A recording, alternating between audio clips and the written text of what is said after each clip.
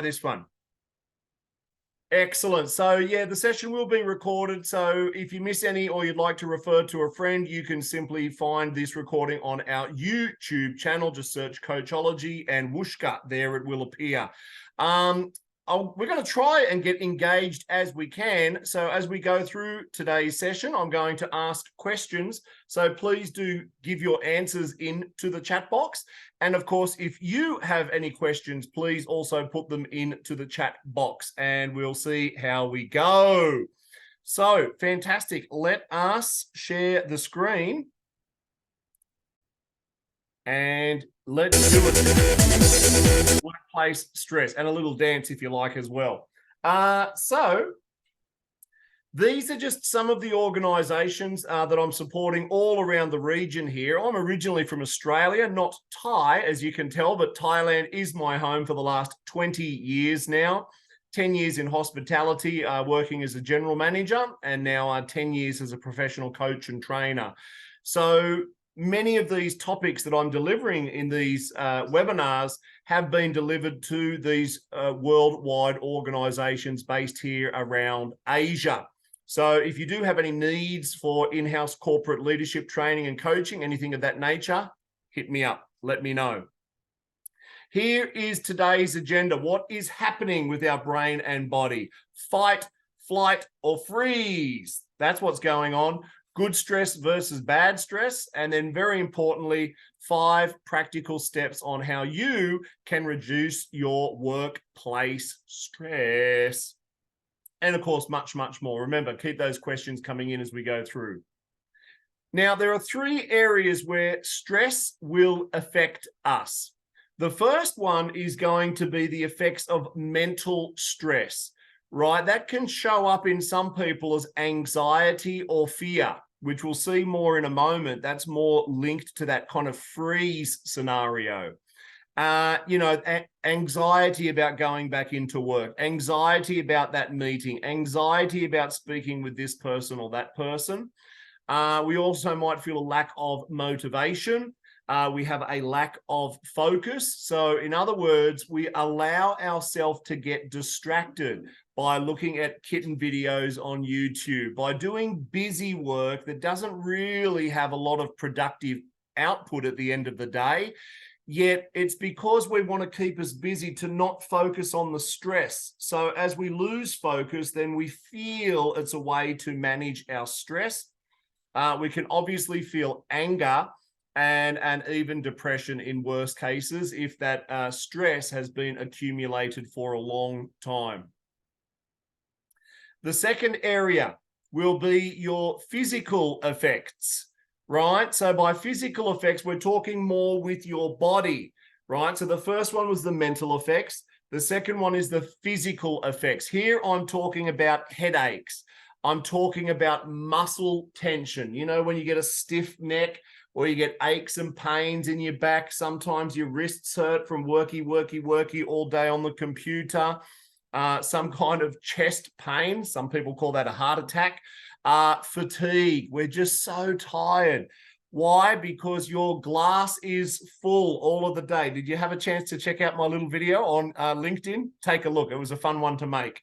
When the glass is full, it's because you're overflowing with stress, and then there's no room for anything else. There's no room for creativity, and that is tiring because you're not just carrying around a full glass. It feels like a big bag of rocks, and you feel tired and you feel drained, and you get home and all you want to do is crawl under the covers and go to sleep, to then be dreading the whole process going on again the next day. Some people have a bit of an upset tummy, and while other people have sleep issues. So if you're experiencing any of these, this is a clue. That's why I wanted to share this slide, because sometimes, guys, we are so good at unconsciously dealing with stress. What do I mean by that? We sweep it under the rug. Right? And we've been doing it for so often. We've been living in these high hormones of stress that we don't actually think about it. We just accept it as it's just the way it is. That's just the way my boss is. That's just the way this company is. This is just this industry. And we just kind of accept it. But I would invite you to shine the spotlight of awareness on yourself. And if you're feeling, I would say, more than 2 or 3 of these symptoms, then guess what? You're living your life at stress. And I'm here to tell you it is not sustainable. Yeah, we can handle it in our 20s and our 30s, right? It's kind of like a fun game to play, to be go, go, go with your foot on the gas pedal going 100 miles an hour. Even maybe into your early 40s, you can handle that. But I don't know, around 45, something starts to change. Number one, our bodies are changing, obviously. We can't run at the same pace that we used to before. But also we have a change in like what is important to us, what we call our values. And so you might have a big shift in your values where all of a sudden that fast pace, go, go, go, and the rewards that come with that, you might just decide, you know what, that's not as important for me anymore. Yeah. And so just be aware that sometimes stress is under the radar because we've been living in it for so long. It's just part of our unconscious program. It's just a habit to deal with that stress. Now, which brings us to the third part here, the behavioral effects of stress. So if you want to call this another way, it's like the coping mechanism. How do we cope? Right? What behaviors do we display when we're trying to manage this stress? It might be too much smoking. It might be overeating. It might be drug use, such as alcohol and other things. Social withdrawal. So you just feel like you want to be in the cave all alone, binging on Netflix all weekend. Physical outbursts, and then less exercise as well. Now, again, of course, we're all different, and there's nothing wrong with having a weekend full of Netflix from time to time. What I invite you to explore here, though, is that stress under your radar? Is it a main part of your life which you've just kind of been putting up with until now? Because the good news is you can change it. Yeah, and we're going to learn some tips on exactly how to do that. Now, this was an interesting little picture I saw when I was pulling these slides together. We're talking here about the nervous system, which is kind of like running your body, if you like, and it's linked to your unconscious mind. And we're actually designed for a certain amount of stimulus in our life. And it's actually okay to be in the present moment and to be open-minded and curious. And that kind of, general level of social engagement is really, really good for us. In fact, connection is, I think, one of the core human needs that we all have to feel fully human, is to be able to connect with another human being. And that is stimulating. That is arousing in a sense that it's nice to talk to interesting people. It's nice to have a great mentor or a coach. It's nice to talk to someone with a sense of humor. So all of these things here, this connection, safety, that feeling grounded, that connectedness, and so on, that's a good thing. And that's totally normal, and we're wired that way. But then what happens as we get overstimulated? And when I say we, I mean the nervous system, which of course is going to be slightly different than everyone else. And this is where the fight or the flight comes in. So there are actually two separate ones here. So what happens is when you start to feel overstressed, or when the nervous system starts to be overstimulated, right? We typically have two options here. We can flight, which means kind of like run away, right? And that shows up more like being worried or concerned. It shows up more like being panicked and anxious and even a little bit fearful, where we want to run away from the problem. Now, what does that look like in the organization? It looks like putting off that conversation. It looks like procrastination. It looks like going, not meeting deadlines and so on. Why? Just because our glass is just full. So we just kind of want to run away from the problem and then just hope that it miraculously solves itself. Or the other part here, which is also very common, is sometimes people get into what we call fight mode. So they will be the kinds of leaders and executives who have a very strong ego, right? They're very demanding. They're very critical. They often have little outbursts of anger or frustration, or in the extreme, even rage. They seem irritated a lot of the time. So they are more wanting to kind of defend their territory, right? And what they're really doing, and this is a term that I learned from Dr. Sue Morter. When she talks about the ego, right? And when you think about ego, my wife calls it King Kong, right? Like, what Dr. Sue called it was the ego is really the protective personality, right? The ego is designed to protect us when we're in survival mode. And survival mode is activated anytime we are in those high levels of stress. Now, don't get me wrong. We are designed to be able to deal with stressful situations for a short period of time. Just like in the Serengeti in deepest, beautiful Africa, where the lion is chasing the zebra, and the lion is running and the zebra is running, and they're running and they're running. And then the zebra gets away. He escapes the lion. And then within 15 minutes, the zebra is back to eating the grass and grazing on the grass in the Serengeti. So yes, we are designed to do this fight or the flight. We have all of that adrenaline to do those things for those short bursts of time. But the way our society is wired at the moment and the demands of everything, especially in the workplace, is we are living in those high hormones of stress, that adrenaline, that cortisol. And I'm sure you've heard of a diagnosis called adrenal fatigue. Well, this is what's happening when we're living in those high levels of stress. And remember, for many people out there, they are unconscious or unaware of it because they have accepted it as normal. But I'm here to tell you, it's not normal to feel those emotions all the time, to feel that anger, frustration, and rage, or to feel that panic, anxiety, and fear on a longer term basis. That is not our natural state, right? We are not supposed to be like that on a day-to-day basis, right? And so when we think about it from that definition from Dr. Sue, the ego is the protective personality. That's what's happening. When we're in high levels of stress, we are in survival mode. Literally, we are trying to survive. So some people do that with their big King Kong by puffing themselves up with this big ego, and other people want to run away, right? Why? To stay safe. Yeah, and of course, you can imagine that scenario in a very toxic workplace. You can totally imagine that scenario. Now, of course, I have no idea where you're working or what your current situation is.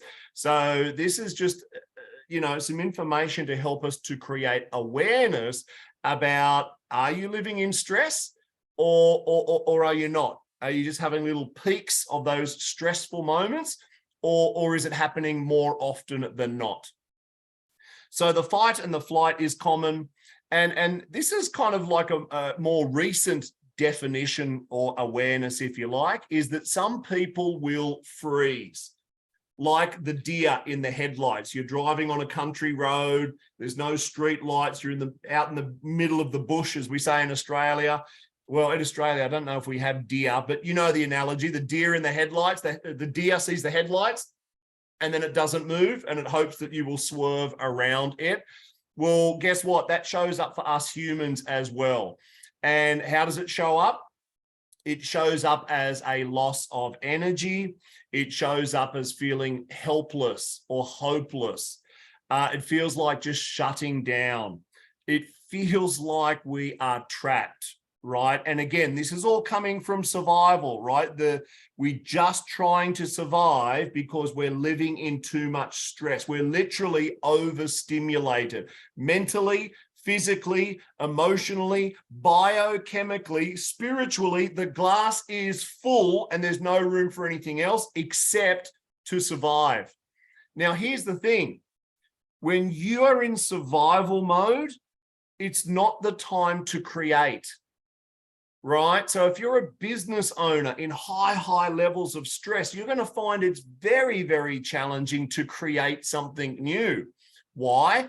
Because your whole neurology, your whole nervous system is purely focused on survival. So step number one is you have to be able to reduce the stress.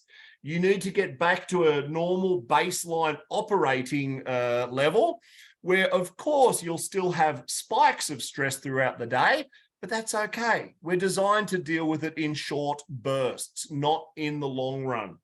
When we freeze, we're also coming up with depression. We feel shame and guilt. We kind of feel numb, right? And we're disassociated. We're almost just kind of walking around in our own world. So this is how it shows up in the body.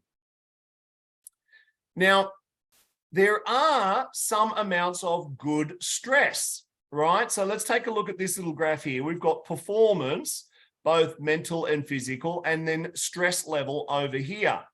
So low levels to medium levels of stress can actually be okay, right? As I mentioned, we're designed for those little peaks of stress throughout our day. And if you are running your own business, or you are an executive running a big team, or you're the country manager taking care of hundreds of people, for sure, there's going to be stress that shows up. But I like to call that healthy tension. And the example that I have here is like, you know, when you're doing some brainstorming with a team, and, you know, as a international master facilitator, I've done coaching and trainings in like 20 different countries around the world, different cultures, different age groups, different industries, you name it. I'm here to tell you that the most productive brainstorming sessions work like this. Number one, the team has a lot of mutual trust and respect, right? Another word we call that is psychological safety. And so they have that mutual respect, number one. Number two, there's actually not much hierarchy in those sessions. They all just get it that we're part of one team. And the third part that's very interesting is they will often challenge each other. In other words, they will have a different point of view, and they will be very, very colorful in the way that they express their point of view and the way that they express their point of view. The thing is, though, there is always this underlying mutual respect between the two parties. And, you know, it shocked me once. I was working with this particular company. It was very multinational. We had men and women. We had the different generations. It was a nice, beautiful, diverse mix of people. And when they were communicating, they were dropping the F-bomb left, right, and center. I thought I was at an outback truckie convention in Australia, right? They're effing this and effing that. And even I, as an Aussie, was a little bit shocked. Now, having said that, this was kind of the environment that they had created. There was some kind of acceptance that that was just the way that they communicated in that particular organization, including the ladies who were from Singapore. They had no problem at all dropping in their own F-bombs from time to time. The point is, it wasn't the language that made the difference. It's the fact that they were passionately sharing their point of view, and then the other people would passionately share their point of view until such time as they could come to some kind of consensus. And they were able to do it in a mature and amicable way to come up with the best needs of the business. In other words, they transcended culture and gender and race and all of this other stuff to focus on the needs of the business. And I'm here to tell you that was a very healthy tension, right? Because you don't want everyone in the company to be, yes, sir, no, sir, 3 bags full, sir. You don't just want yes men in the organization. If you're a leader who says, yes, boss, because guess what? Now the whole operation is limited to your own level of thinking. It's good to get pushback. It's good to be challenged. It's good to be asked those challenging questions. And this is what I mean by healthy tension. So a little bit of tension, a little bit of stress is absolutely okay. Clearly, though, once you start having it too much, too often, you become imbalanced and you will have a breakdown or a meltdown. Often, you've heard of the term midlife crisis. Guess what? That is a sustained level of stress in someone's life with a combination of their values are probably changing. So a combination of too much stress and a values change leads to some form of meltdown. So let's get to the juice, shall we?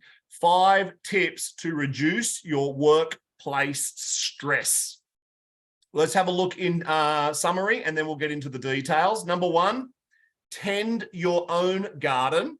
We'll explain each of these in detail. Number 2, time management. A lot of leaders I've worked with over the years all have this root challenge of not being great with their time management. And you've got no idea how much stress that adds on to an already stressful role as a leader. So we'll share a couple of tips there. We've got to learn to speak up. Right? If you allow people to treat you like a doormat, then people will treat you like a doormat. So at some point, you need to know your boundaries and you need to be able to speak up and you need to be able to say no. You need to be able to implement psychological safety. As I mentioned, the best brainstorming sessions that I've ever been a part of is when the team they feel this safety or this mutual respect that people can share what's on their mind. And number 5 is to develop a mindfulness practice. Now, I'm not talking woo-woo, wah-wah here. You don't have to go to Tibet and sit in a cave for 20 years. I'm not talking about that kind of mindfulness. I'm talking about something practical, applicable, and something that can really, really work. So, tend your own garden. I think this is best going to be told as a story. So many years ago, I started to work in the hospitality industry. And in the hospitality industry, you've basically got the kind of the front office, which is, your check-in, reception, guest services, and all that kind of stuff. And then you have F&B, food and beverage, which is the restaurant and the kitchen. And my path in hospitality was in the front office. And so I remember I was complaining to my big boss. My big boss, his name was Mr. Ole. He was the owner of the hotel. He was like a Viking. He was a great mentor. He kicked me in the butt exactly when I needed it. And I remember complaining to him about the F&B department, right? So I'm front office and they're F&B. And I was complaining, like, why don't they take care of the guest? Or they didn't do this, or they didn't do that. And I was kind of complaining because their stuff, what they did or did not do, it would somehow affect me, because then the guest would come to complain to me and then I'd have to kind of fix it and put out the fire. And so I was just complaining to Ole, blah, blah, blah, blah, blah. And he just looked at me and he said, Luke, tend your own garden. And I said, what do you mean, Ole? And he said, I just want you to handle the things that are within your control, and I want you to do it great. I want you to make your garden great. He said, I want you to weed the dirts and water the flowers and put the fertilizer in, meaning he wanted me to take care of the front office and not worry about what the other department was doing or not doing. And I was like, yeah, but Ole, they did the wrong thing. And then he said, Luke, Buddha will balance the books. So he was a practicing Buddhist. He said Buddha would balance the books. So he said, if they're doing the wrong thing, don't worry about it. Buddha or Jesus or the Lord or the universe, however you want to call it, that will balance the books and take care of their karma and their stuff. He said, Luke, just tend your own garden. Focus on what is within your control. That's what the translation is in English. Focus on the things that are within your control. So I did that and I survived, and it actually served me very, very well a few years later. You see, a few years later, I moved to another hotel where I was appointed as resident manager. That's like the number 2 in the hotel. There's resident manager and then there's general manager. So for the first 3 months or so, I was at this hotel. It was a brand new 5-star property. They had ocean view pool villas, which was selling for about $1,000 per night, right? It was brand new, shiny, sparkly. And so in those first few months, I had direct access to the owner. I would talk to the owner about this, and we were setting up systems and processes, and I was always with the owner, and we would have lunch and we would talk, and everything was sunshine and rainbows until they hired a GM. So GM higher than me. So now all of that time that I had with the owner, that all went away. My ego took a kick in the guts. And now I was just like, you know, in the back seat. And I just remember that advice that Oli gave me, tend my own garden. And as part of, you know, us working together, the new GM, he basically said, look, Luke, he said, you're really good at front office. So he said, I want you to take care of all of rooms division, which also includes housekeeping and engineering and gardening. He said, I will take care of F&B, and then I'll be the GM as well. So he said, you do your thing and I'll do mine. And I said, got it. So I pulled my team together and I said, listen, team, we've got this new GM. I know you guys have already expressed your concerns about him, but listen, we're going to follow the instructions. We're going to do whatever he tells us to do.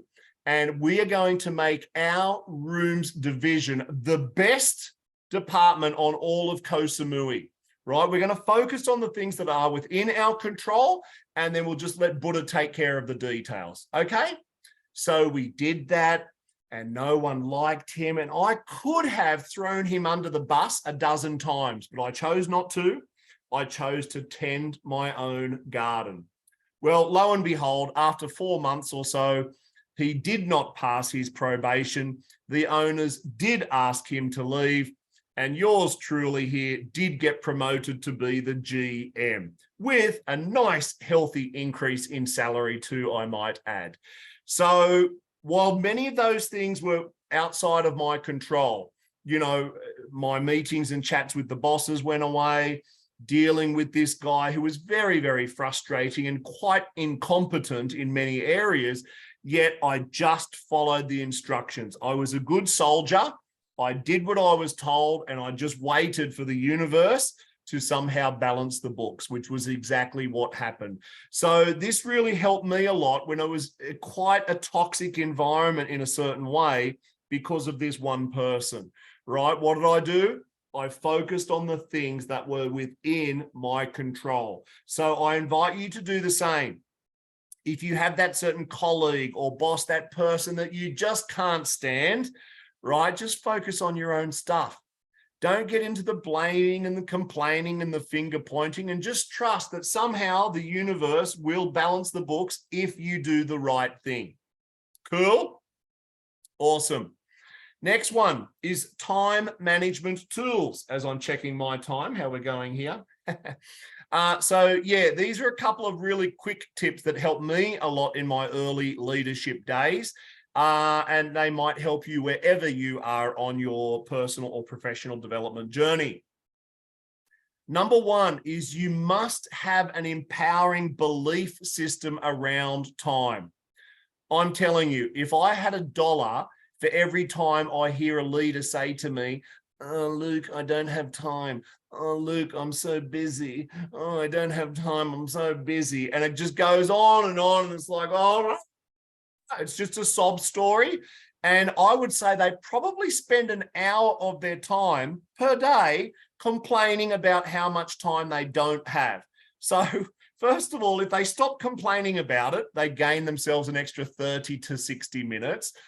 Number two is whatever you say to yourself continually becomes a belief for you. And our belief systems are simply unconscious operating programs that are running in the background. So if you continually to say to yourself, I don't have enough time, I'm always busy, there are no paying clients out there, I'll never get promoted, why am I always late? If you keep saying that to yourself, both as you think it and as you say it out loud, you are reinforcing that statement as an unconscious belief system, like your default operating system as part of your program. So the quickest way to change that, and let me ask you a question, I'm going to put it into the chat box. Instead of saying to yourself, I'm so busy, I'm so busy, I'm so busy, what could you say to yourself to give yourself an empowering belief around time? The clue is in the chat box there. It starts with P. I am. How can you give yourself an empowering belief around time?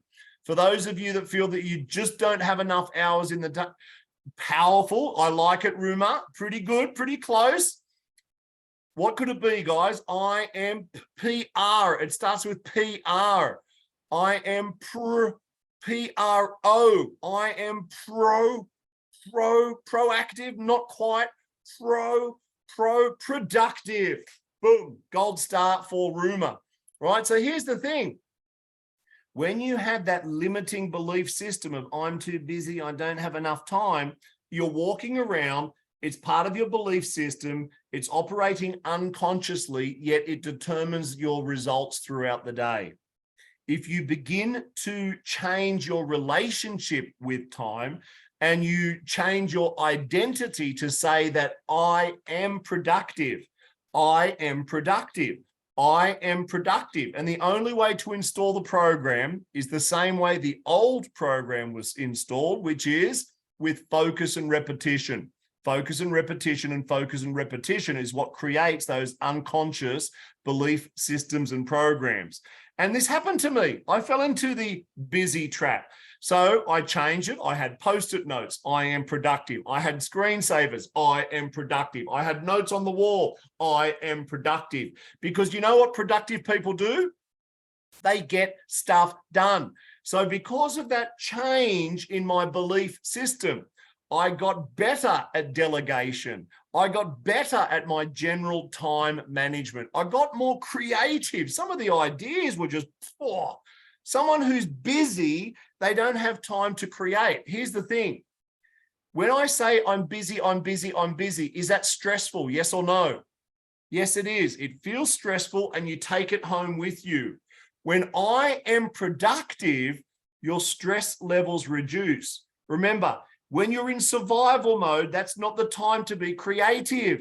So when you reduce the stress, I am productive, you get stuff done, that's the time to create. That's the time to innovate. That's the time to do the brainstorming. So try that out.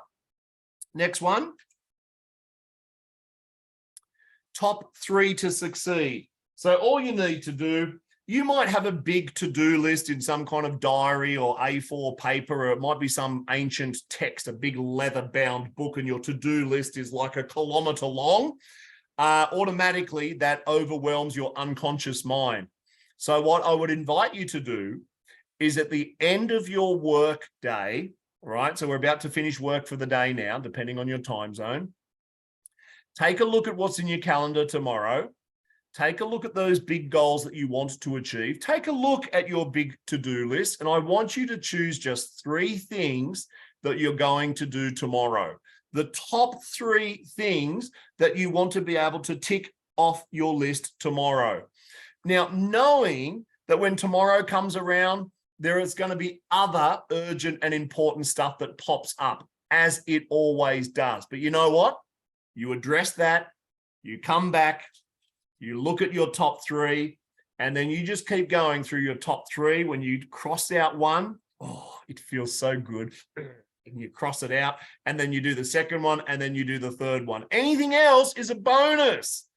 And it feels really, really good to scrub those things off the list rather than opening up this big to-do list like a Dead Sea Scroll, right? It takes 20 minutes to read it, never mind to actually start taking action on it. So prepare yourself the night before to be able to have a productive day the next day. And you know the good thing about doing that? Even when you sleep unconsciously, which means you're not aware of it, unconsciously, you're thinking of ways to easily and effortlessly achieve those 3 things on your list. Cool. Next one is batching. So many humans are under this delusion that they're good at multitasking. So they'll be doing emails 1 minute, and then they'll make a phone call the next minute, and then they'll do a spreadsheet report the next minute, and then they'll go and have a face-to-face meeting the next minute. And they're all over the place trying to do 100 things all at once. I'm here to tell you that that adds stress. So based on your day, and only you know your day, I would recommend that you try to batch your work. And again, let me give you an example. And sorry, it's all hotel related today for some reason. Back in those early days when I was still working in the front office, I would do reservations and then I would do guest services. That was kind of my main role, really, making sure the guests were happy and then leave a nice review on TripAdvisor. And then, of course, get new bookings to fill up the hotel. And I mean, it sounds really obvious now, but in those early days, I would do some emails, then I would run out to the guests, and I would go back and do a spreadsheet, a costing, a budget, and I'll go over to the restaurant to see if anyone needed a tour or a boat trip or something. And I would pop around, and it just felt like I was always getting disturbed or interrupted from one task to another, and it drove me crazy, and my stress was up here. Until my marvelous mentor said, Luke, why don't you choose a batch of time and you just focus on that work at that time? And then when that's done, you focused on the next batch of work. So it was really simple. In the mornings, before I opened the computer, before I did any kind of spreadsheet work or planning or anything like that, I was simply in guest relations mode.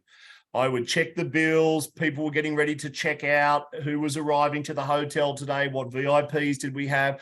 Then I would go around the restaurant. Hey, how's everyone doing? Did you sleep well? What's your plan today? Yeah, would you like a boat trip or a private dinner or whatever? And then I would walk around the property and I'd bump into guests at the pool or by the beach. Oh, how you doing? Oh, you'd like a private VIP dinner for $200. Yeah, leave that with me. I'm all over that.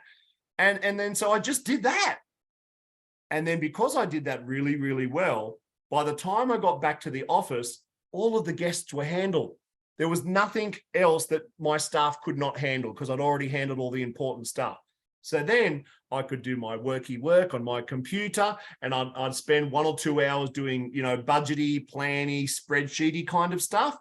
And then I would do the reservations. Yeah, because a lot of our guests at those days were coming from the UK. So they were asleep in the morning anyway here in Thailand's time. So it didn't matter, right? And then as I did that, I got so much more done in the day and my levels of stress reduced dramatically. So just know that for most people, multitasking is an illusion because you're using different parts of your brain, right? When the purpose of batching is you're using one part of your brain to do that specific task. And then the feeling, you get into it for a couple of minutes and then chugga, chugga, chugga, chugga, chugga, you are in the zone, right? And then now it's not to say that task is fun. It might really suck. And then that's why you're using this distraction of multitasking or doing that other thing because this isn't fun. Power through it.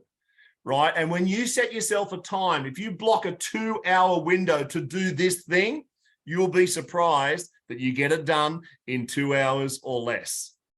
Cool. You've got to learn to say no, right? There's no other way, right? Because here's the thing. Let me let you in on a secret here, guys. Did you know that people want what people want? Yeah. Those humans, damn them, People want what people want, including your customers, including your colleagues, including your boss, including your staff, including your husband, your wife. People want what people want, and they are going to ask you, right? Because people want what people want, good or bad, right or wrong. People want what people want. Now, if you don't want what they want, then you need to learn to say no. Which leads us to the next point here, speak up, right? You've got to find your voice. So a couple of tips to help you to be able to speak up. You have to own your value and your worth. You've got to own it. You've got to know that you're adding value to this organization. You've got to know that by you saying yes to something means that you're not doing something else that's on your to-do list. And remember, people want what people want, so they're going to try to push you. Oh, come on. They're even going to try and hang a guilt trip on you. Oh, you mustn't care about this company if you don't want to do this. They are just a manipulative douchebag, and you need to draw the line in the sand that says, thanks, but no thanks, right? You need to address that what you're working on is equally as important. Number two, remain calm. Right, this GM in this hotel, oh my goodness, I wanted to throw him off the cliff multiple times. I would take a deep breath and I would remain calm. And I would invite you to use the agreement frame. This is a technique from NLP, neuro-linguistic programming, and it might sound like this. So instead of using the word but, you know, we just don't use the word but anymore. And for sure, we don't disagree with them. You say, I appreciate, boss, that you would like me to do that now. And I also have this list of other priorities that you gave me 30 minutes ago. Which one is more important, boss? Right? Because I can't do it all. Right? Or I respect, dear colleague, that you would like that report and those details, you know, within the end of the day. And you only gave me that request 15 minutes ago. Please allow me a little bit of extra time. I am certain that my team and I can work a little bit harder. I can probably have it to you by 1 o'clock tomorrow. And please do respect that I have my own work to do as well. I will do my best to support you. Right? So this is an elegant way of saying no. Right? I respect that you want it now. I appreciate that you want it now. And I have this stuff to do, and I have these other priorities, and I can probably get it back to you in 48 hours, right? So it's a way of kind of negotiating, if you like, and speaking up. Now, you might sometimes, when it escalates a little bit more, maybe you are dealing with someone who's quite unreasonable, then you can give direct feedback. My suggestion is ask permission first. And this is just something simple like, hey, John, do you have a few minutes for a straight talk? Yeah, fantastic. Thanks, John. Listen, John, you requested this information and you wanted it like now. And I appreciate that you want the information now. And I have a lot of this stuff going on. John, I'm really noticing this habit of you giving me stuff at the last minute, and it puts a lot of stress on me and the team. John, what needs to happen moving forward that you can give me a little bit more of a heads up that you need this stuff, right? So that's what I call just a direct feedback conversation. But when you ask permission first, hey, John, do you have a few minutes for a straight talk? 99% of people go, yeah, sure. What's on your mind? Guess what? Boom. You can say anything you like. The next tip, I think we're at tip number 4 here. And how am I going for time? TikTok, is implementing psychological safety. Now, this is a new-ish kind of leadership tool, I guess you could say, or philosophy. It has actually been around for about 20 years, but it's definitely gone more mainstream now. And when I heard about this the first time about 3 years ago, to me, it seemed like common sense. Yet, it's not, right? It's not common, that's for sure. So let's just have a look at the definition of psychological safety.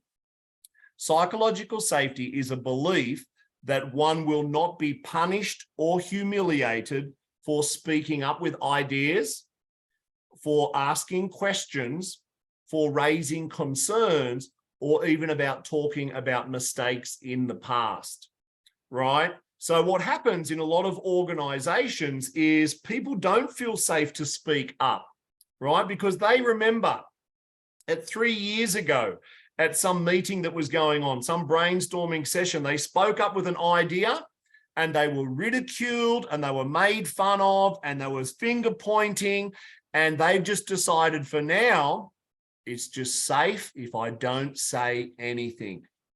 So I like to say, guys, your team are not shy.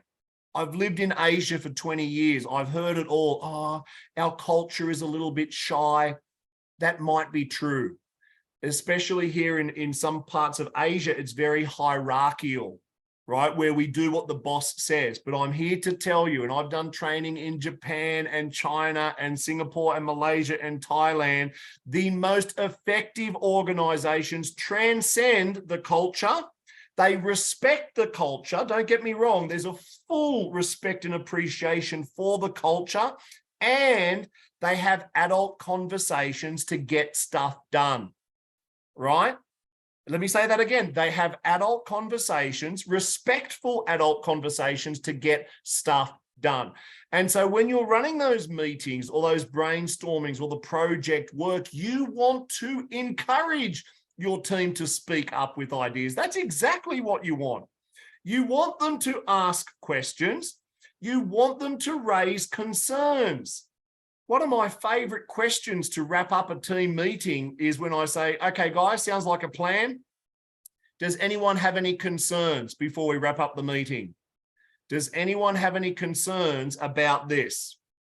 Now, implementing psychological safety will not happen overnight, right? You need to show up every time. You need to have the discipline and the commitment to create this safe environment without that judgment, that punishment or humiliation, even to be able to talk about mistakes. So after every event we run, I pull the team together and I say, okay, team, we just had this live workshop for 5 days or whatever. What did we do good? What could we do to improve, right? Which is talking about areas of the mistakes that were made. We make a list and I encourage it. My team now, they have no hesitation in coming up to me and say, Luke, do you have a few minutes? I have a couple of suggestions, which is their way of saying, Luke, I want to give you feedback. And I love it. Gobble it up for breakfast because I know that I have blind spots and I want my team to be able to express them to me. Now, it is a complex topic, this implementing psychological safety. So the good news, ladies and gents, if you are in Bangkok, it is a face-to-face training. Next week on Tuesday the 15th, we're hosting a 3-hour workshop called Implementing Psychological Safety. It's normally 1,000 baht. We're going to talk about what is psychological safety, why is it important, developing greater engagement, psychological safety as a framework for diversity, equity, inclusion, and belonging, creating that safe space to share ideas, to ask questions, to share concerns and creatively learn from mistakes, to create the teamwork and the synergy, because they are not shy, right? They just don't feel safe. Now, it might not be your fault. That might be a learned behavior from the previous organization, or even going back to the education system in that particular country, where it was sit there, listen up, do as you're told, don't talk back. Well, guess what? That's just a learned behavior, which especially in a multicultural organization, we need to get beyond that because we want people to speak up. And very importantly, practical steps for you to be able to implement psychological safety. You can't do it at the organizational level overnight. So tend your own garden. Begin to practice psychological safety in your department. Special investment, guys, only 500 baht. I think that's like 20 bucks. So a long way to come from Mauritius, but you know, who knows? You guys, you're all welcome to join us here. next week for that one. And the final tip for you to be able to reduce stress is to develop a mindfulness practice. Now, again, it's not going into Tibet, into a cave for 20 years. I'm talking about taking some conscious breaths. Most of us, our breathing is very shallow and it's very high up in our chest, which actually is like putting petrol on the fire of the stress that you're already feeling. So whenever you feel that your glass is getting full with that stress, whenever you've got a couple of minutes, just take 5 conscious deep breaths. And then all the way out. Empty the lungs totally. And then in. And then really expand your rib cage as far as you can, right? You might even get a little bit dizzy, so don't be operating heavy machinery or anything like that. Make sure you're in a nice, quiet, private space and just take those 5 deep breaths. You will be pleasantly surprised at the benefits you'll get with that. It'll help you to be centered. It'll help you to be more grounded. It'll help you to be more present. And most importantly, you are going to reduce that stress by up to 80% by simply doing some conscious breathing. And it's something you can do once an hour. Yeah, it's something you can even do it mid-conversation, right? Imagine this, your boss is there, blah, blah, blah, blah. And when the boss finally stops, you go, "Thank you, boss.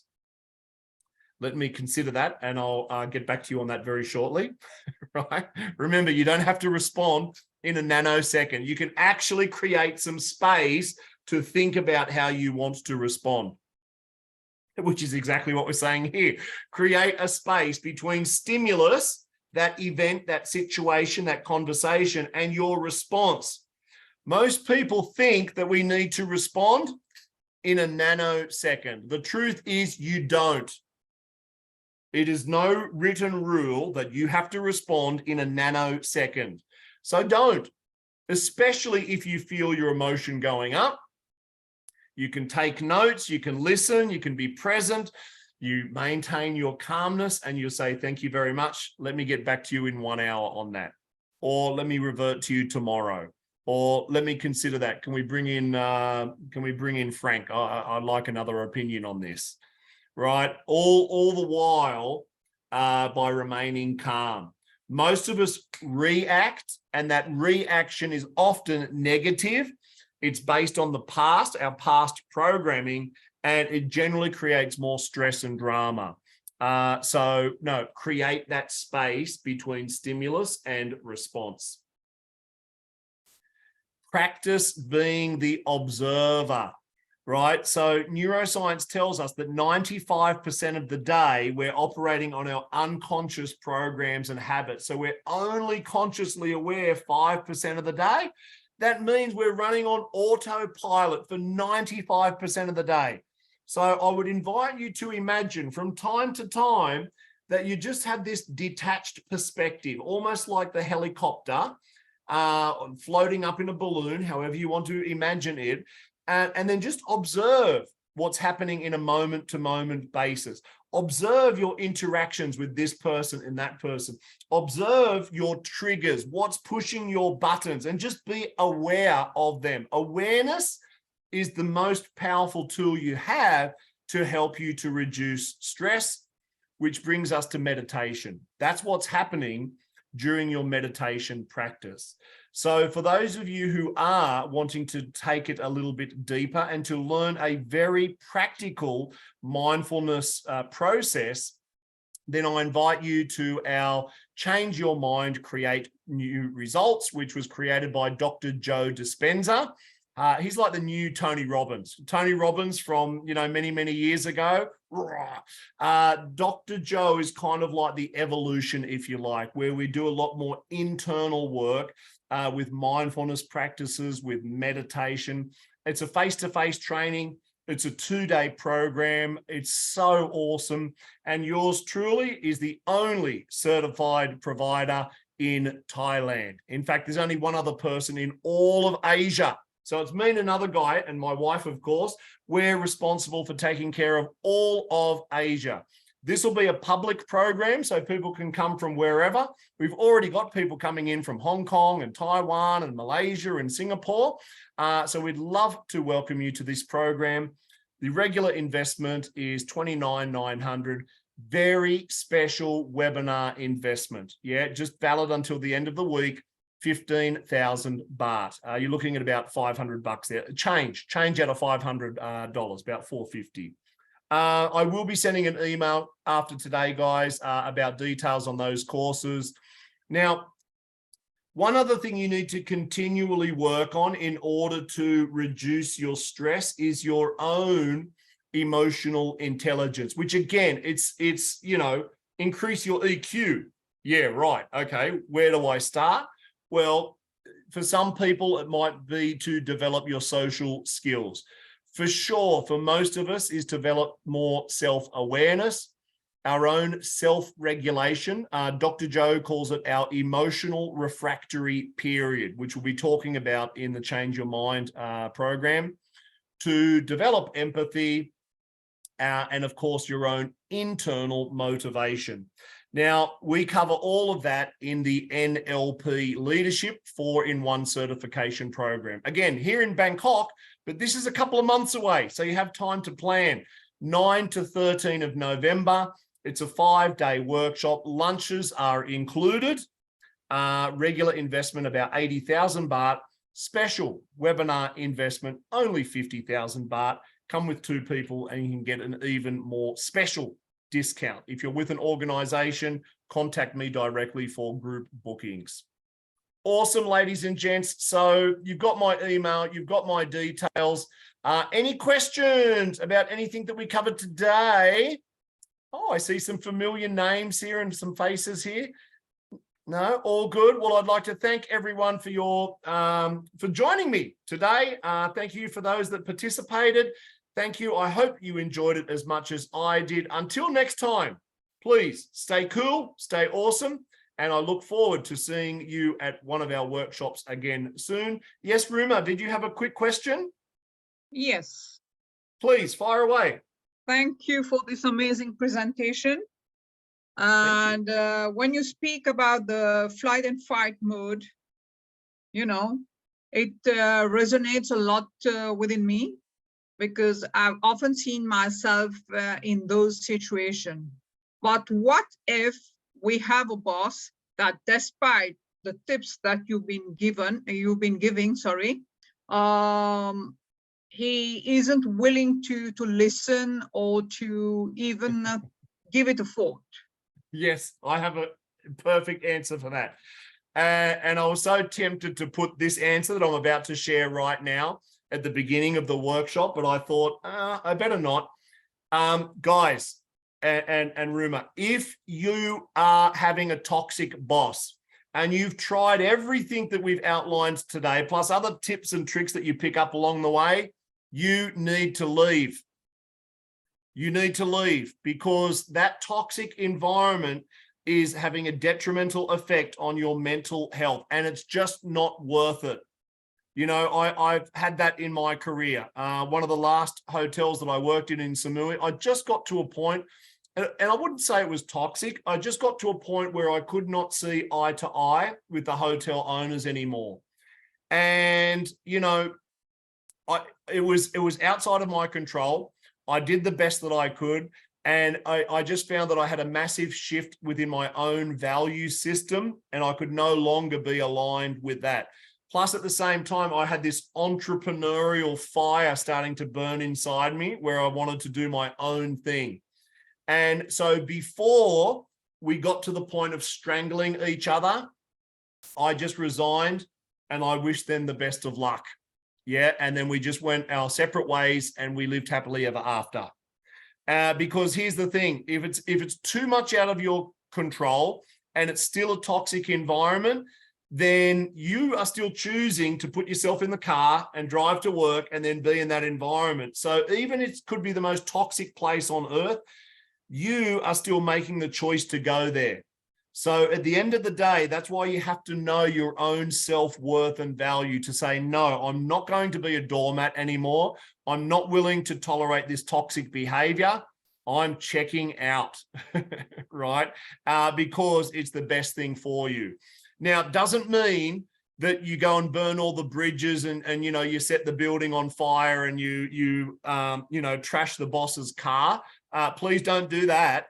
I want you to make an exit plan, right? When you've decided that enough is enough, then you can start to update your CV. You can start to apply for jobs. You can make sure all your, you know, your ducks are in a row, and you can do what you need to do, right, to make sure to do a handover, right? So who are you going to hand over, especially if you are in a senior leadership role?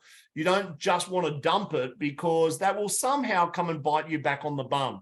So do your best to do, you know, an ethical handover as best as you can, and then run for the hills. Yeah, get out of there would be my suggestion.